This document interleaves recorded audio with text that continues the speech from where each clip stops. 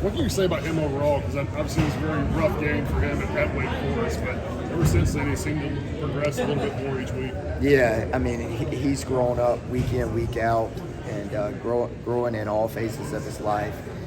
He's an unbelievable young man to have in here, and just has been working extremely hard at his craft, and just becoming more confident. He came in as a freshman, had all the ability in the world, and just continuing to grow up, clean up his technique, and just the confidence and belief in his ability, and just next play mentality. And he's playing really solid for us out there.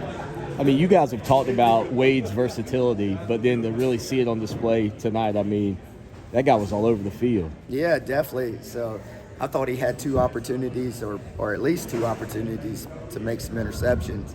So I kind of gave him a hard time about that. But Wade's unbelievable, really athletic and long, and can do a lot of things. And he's really savvy and understands the game. The game's not too big. The moment's not too big. And he's got a really bright future in the orange and white. With not having the first half of McMickens and then being without Tyler and Malcolm, how important has Wade been? His development had to kind of skyrocket a little bit, didn't it? Yeah, definitely. I mean, we went into playing three safeties with probably only maybe four or five guys. So, but yeah, I mean, his development's been instrumental. He's been huge in our special teams. Had the block punt at Georgia Tech, and just week in, week out, he works extremely hard. You guys were really mixing up the fronts too against him a little bit. I mean, had you seen something in those previous two games that they played that you felt like you could take advantage of? Yeah, I think so. They gave us some ideas of things to use and stuff, and nothing that we haven't used before in the past. Just pulled it off the shelf, dusted it off. What adjustments did you guys have to make after that first drive? Honestly, we played the same defenses throughout the rest of the game. Our guys just got more confident and just tightened down things, the little things. I probably had us in a tough coverage call versus the long seam ball that they hit, and then they just kind of hit some quick game and just kind of nickeled and dimed us a little bit. But our guys tightened the coverage down, got more confident as we went, and really grew their belief and confidence.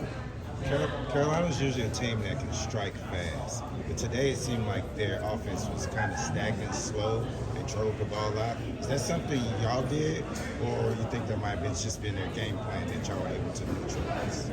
Yeah, I mean, I think just listening to Coach Longo from last week, they were harping on, hey, maybe take some of the quick game underneath throws and not force the ball down the field, but also just from our perspective of trying to limit big plays, hey, make them quick, keep snapping it, and have a chance maybe for them to screw it up. If we don't give up the big play, then we got a chance. And we knew we had some opportunities to pressure them and win up front with our guys. We liked our matchup with our front, and just guys got more confident. We knew the ball was going to number 11. No big secret there, right?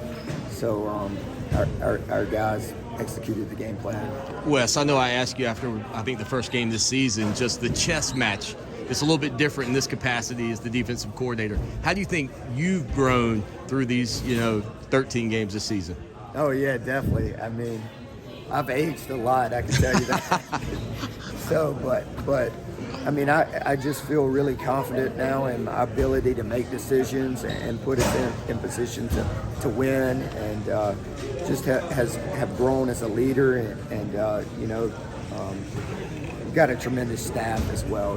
It's not a one-man show. Right. Those guys do an unbelievable job of getting their guys ready as well, but just in game, just seeing things, making adjustments. I've always believed in my ability, but just once until you have the opportunity to actually do it, you never know. Right. So when you're getting ready, just gain more and more confidence in myself. So when you're, in your previous capacity, are you thinking, okay, this is what I might do there, and then Brent would make the call, and now that's clearly on you? I mean, is that what we're talking about? The difference? Definitely. when you're not the play caller, you can just make a lot of suggestions, say, how about this or how about that? But when it comes down to time to do it, now the decision ultimately falls on me, and I'm held accountable for it. So just trusting in my ability to call defenses.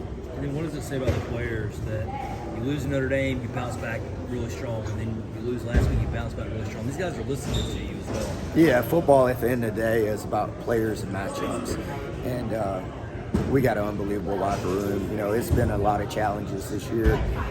Nothing has felt easy anywhere along the way, but those guys have fought.